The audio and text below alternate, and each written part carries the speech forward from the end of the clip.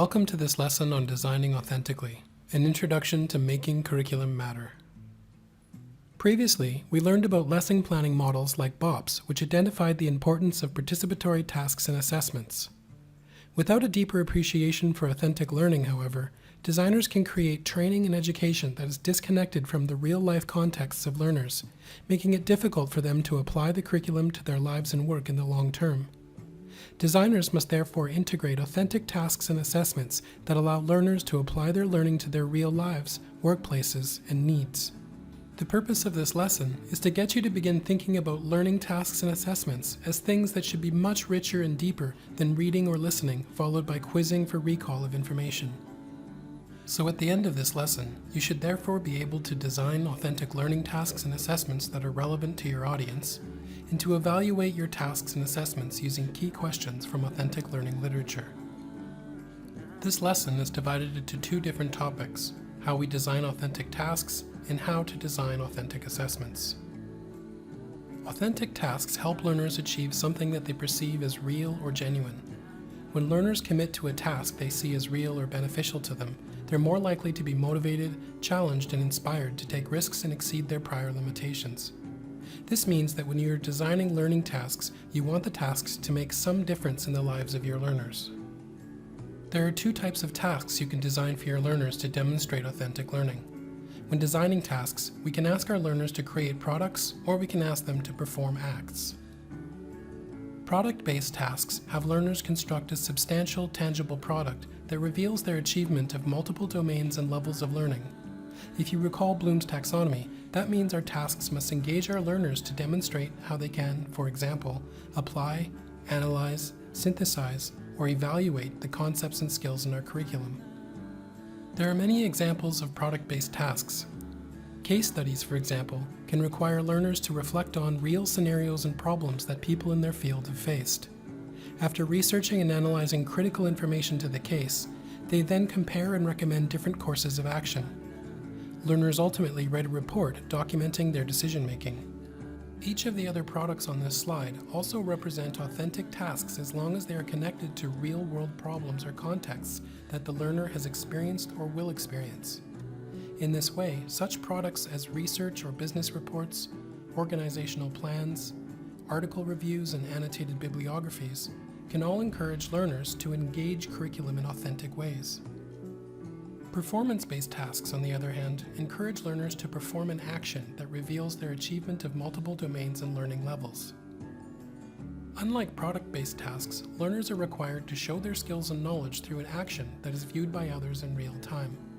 Such actions might include experiments, auditions, role plays, interviews, competitions, and so on.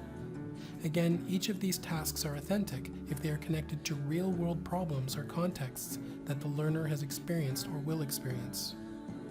Designing authentic tasks requires you to select one or more products or performances and situate them within the real-life needs and goals of your learners.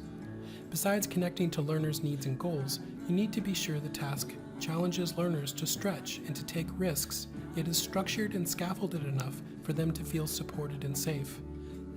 The task should also be flexible so learners can incorporate their own preferences and perspectives. And the task should be relevant to curriculum outcomes.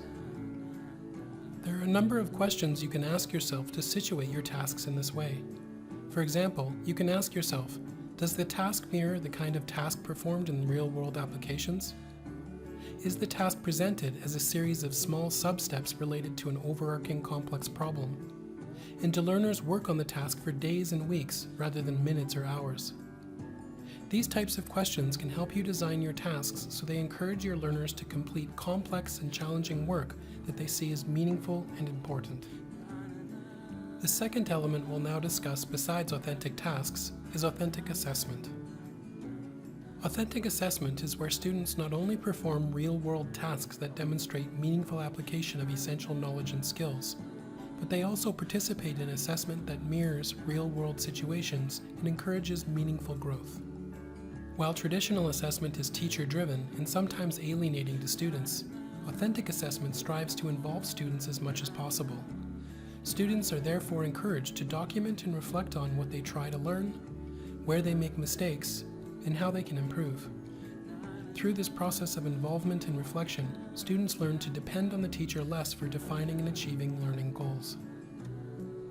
For example, with authentic assessment, learners identify their own strengths and weaknesses via self-assessment, set new improvement and performance goals with others, are given choice to be involved in their assessment, and correct their own mistakes rather than getting unexplained marks or grades. Although it sounds ideal in theory, there are some drawbacks to authentic assessment that sometimes make it impractical.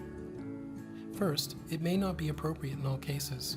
The curriculum, for example, may involve highly theoretical content that is difficult, if not impossible, to connect to real-life needs and contexts of learners.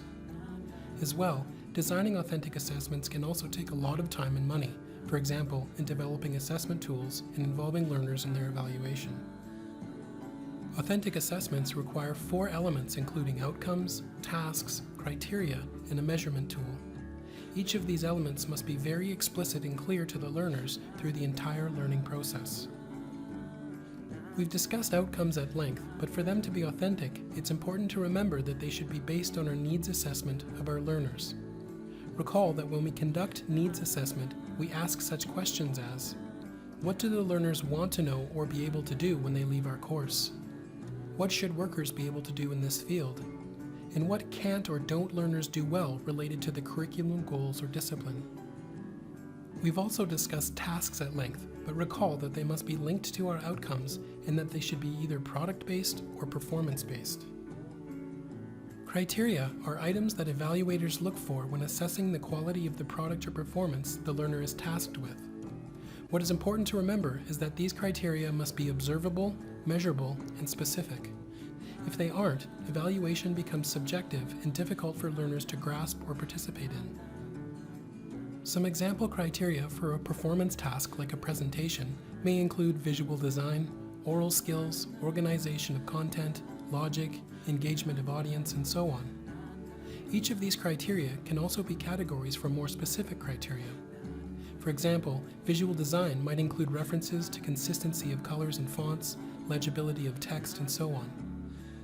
Similarly, a product-based task like a report or essay might have criteria categories like content, organization, style, grammar, and so on, each with its own specific criteria to guide learners while they create the product. The last element of authentic assessment is the development of the actual evaluation tool based on the established criteria. There are several tools that can be used, including rubrics, checklists, questionnaires, and so on. A rubric, for example, is a table or matrix that defines each criterion and describes in detail different levels of performance. This course uses rubrics, so you can see many examples in our course site. Depending on your time and resources, you can use rubrics in different ways that are progressively closer to the ideals of authentic learning. First, you should ensure that learners know how and why rubrics are used so they can better understand how they are evaluated. Second, you can provide rubrics when assigning and before evaluating tasks so learners can use them for self-evaluation. Third, learners can make rubrics collaboratively so they learn more about setting and defining their own achievement standards. And lastly, and most authentically, learners can evaluate themselves and others using the rubric to help them identify their own strengths, mistakes, and areas for growth. In summary, we learned that the curriculum we design can be less effective if we aren't careful to connect it to the real-life needs and goals of our learners. We can develop authentic tasks and assessments using the various tools and strategies we discussed in the lesson to help our learners connect with and apply the curriculum, become better self-evaluators, and be more engaged in the learning process. Now that you've had a deeper introduction to creating authentic tasks and assessments, you should think about how you can plan and integrate authentic tasks and assessments to support your learning objects pedagogy. For more specific information about this, please see the tasks in the course site. Thanks for watching, and if you have any questions, please feel free to contact me.